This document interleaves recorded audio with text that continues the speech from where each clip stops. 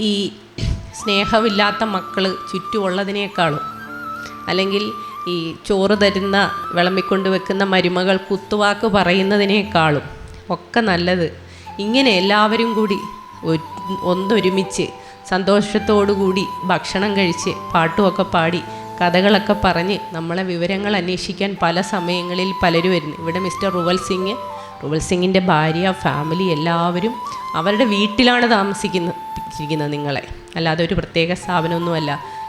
അത് നമ്മൾ എടുത്തു പറയേണ്ട ഒരു കാര്യം തന്നെയാണ്.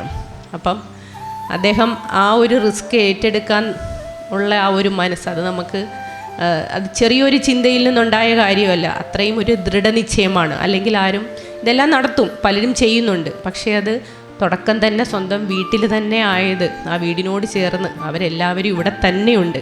ആ ഒരു സാഹചര്യത്തിൽ ഇത് തുടങ്ങാനിടയായത് അദ്ദേഹത്തിന് ഇത്തരം ഒരു സത്കർമ്മം ചെയ്യണമെന്നുള്ള ഒരു ദൃഢനിശ്ചയത്തിൻ്റെ പരിസമാപ്തി തന്നെയാണ്.